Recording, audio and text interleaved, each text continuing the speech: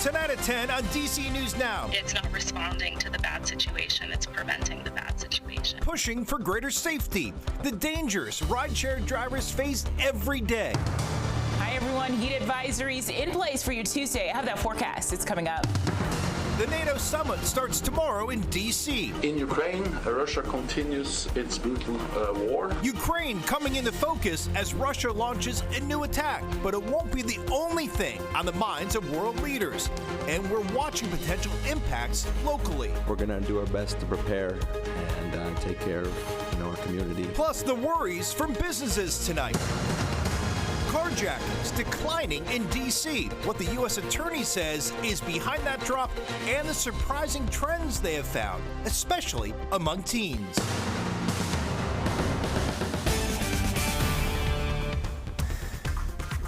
Good evening. Thank you for joining us tonight for DC News Now at 10 on DCW 50. I'm Chris Flanagan. We begin tonight with breaking news out of Maryland. A police chase from Prince George's County to Charles County and to the barricade suspect in custody. DC News Now's Daniel Hamburg joining us live tonight from the Seaman Waldorf. And Daniel, what can you tell us at this hour? Well, Chris, this was a barricade situation that was resolved about 45 minutes ago. Charles County Sheriff's Department saying that that suspect is in custody. You can see right behind me there are still a number of people standing out around here and some police officers just lingering, but most of them are clearing out of this scene. This is on Yorkshire Lane here in Waldorf, but the pursuit happened. It started in the 4100 block of Branch Avenue in Suitland. Prince George's County Police given approval for a pursuit that began there. They were going after a vehicle that was wanted in a citizen armed robbery. We are working to get more information about just exactly what that means, but I can tell you this is not the first police chase we've seen in the last week or two here. Just last week we were talking about a police chase from all the way from Annapolis down to D.C. regarding what we called bank jugging, people getting robbed outside of banks. So we are not sure exactly if these things are connected, but we do know it was a citizen armed robbery that this was in connection with that suspect now in custody. We're live in Waldorf. Daniel Hamburg, DC News Now. All right, good update there, Daniel. Thanks. We have more breaking news here at 10. This in Southeast D.C. 4 people shot near Potomac Avenue and K and 12th Streets. You're looking live at that scene right now. It's just a few blocks west of Chamberlain Elementary School. Police tell us all 4 people that are shot are conscious and breathing. We see still a large police presence right now. Detectives say the suspect may be in a blue SUV. This is a developing story. Bring the latest right here on air and also online at dcnewsnow.com. All right, taking a live look outside towards Northeast D.C. and Catholic University, where it's been a scorcher outside. Temperatures hitting the upper 90s in some areas, and we're expecting another hot day tomorrow. Let's get a first check on the forecast with DC News Now Chief Meteorologist Janessa Webb. And Janessa, really, there's no let-up. There's no break for us. No break anytime soon. Really later in the week. I'm talking like Friday, so we'll have to hold off until the front comes through. But this is a dangerous heat that's kind of deceiving out there. Today we had some cloud coverage, but the humidity levels, they're outrageous. I mean, we continue to be at the 10 o'clock hour, dew points at 73. I mean, you see dew points at that level when you're in the peak of daytime highs around 5, 6 o'clock, and this is just not letting up. 85 right now, and so that makes the feel-like temperature feel a lot different. Here's the latest. The advisory has expired for tonight just because we're getting a little bit cooler, but they are initiating this to go back into place around noon tomorrow through 8 p.m. for the entire DMV except for Kaiser and Cumberland. The criteria for that is 105, and that's why they've issued it. Dew points are going to stay the same back into the lower to upper 70s. Dew point measures the moisture in the upper atmosphere. It's very uncomfortable as you start off your day, and it gets even worse as we go into your Wednesday. I have your full forecast. It's coming up. All right, Janessa, thanks. Now to stay weather aware 24/7. Download the DC Weather Now app right on your phone. You can scan the QR code on your screen to get it. You can also visit our website, dcnewsnow.com, for the latest updates on the forecast. Happening now a little more than a year after an Alexandria Lyft driver was shot and killed in D.C. while on the job. His family and friends are honoring his memory by pushing for change. Our Max Marcilla joining us live tonight on 11th Street Northeast. Max, the driver who was killed where you're standing was really a beloved member of the community.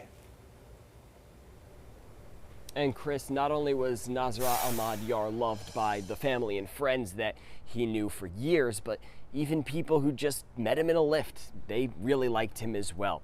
It was a year ago in this area that he was killed, and his family and friends want to make sure that nobody else goes through and experiences the pain that they have felt since that day last July. I think it would be important to Nasrat to make sure that this doesn't happen to other people, and he would at least want his story to help somebody else. It's been a year since Nasrat Ahmad-Yar was shot and killed. He was doing late-night Lyft rides when investigators say a teenage boy shot and killed him. He's since been arrested and charged with first-degree murder. He was not my only cousin. He was my best friend since childhood. And not a day has gone by where his family hasn't thought of him. We caught up with Mohammed Admani on the phone. This is important for me. We don't want any kids lost again their fathers, any women lost their husbands. Inspired by Nasrat's spirit and life of helping people, Admadi and Jeremy Malone, Nasrat's friend, are pushing for change for rideshare drivers. Nasrat was not the first, and he sadly has not been the last. According to a recent report from the U.S. Government Accountability Office, 19 taxi or rideshare drivers were assaulted and killed in 2019. 30 others survived attacks. These numbers are underreported. They really give you a piece of the puzzle, but not all of the puzzle. But the Accountability Office says there's no federal requirements to track those incidents. As the push for more transparency is ongoing, Nasrat's loved ones want more safety resources for rideshare drivers. Other people who are more familiar with the area would jump in and will say something like, well, I'd never stop there at night, which is not necessarily to say that people don't need rides there too, but if you pick up a ride there, don't stop. Now tonight we reached out to both Uber and Lyft to ask about their safety measures for drivers. Uber sent a list of different features, specifically the ones in their app for drivers. Lyft said they are continuously working on safety features. Meanwhile, the people you heard from in that story, Nasrat's friends and family, they say they want to meet with those rideshare services to talk about different ideas and solutions. So again, no other driver's family has to go through what they went through. We're live in Northeast. Max Marcilla, DC News Now. Well, happening tomorrow, the NATO Summit in the district officially begins, but people and businesses are already feeling the impact. Those closures are happening downtown, all around the convention center. DC News Now's Leonard Fleming joins us tonight with the latest. Well, here are the metal fences and barricades going up near the convention center. People who live here say they have mixed feelings about hosting world leaders and the inconveniences that comes with it.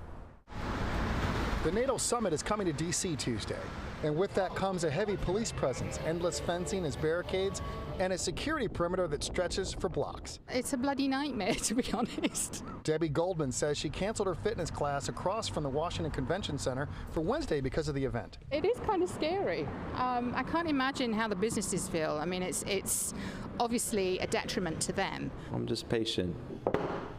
Jonathan Bethany owns Selu Bakery and Mill a few blocks from the convention center. We're going to do our best to prepare and take care of our community and let all our staff know and stock up on supplies. Alexia Ramos, the owner of Anna's Market, has a clear view of the security fences going up.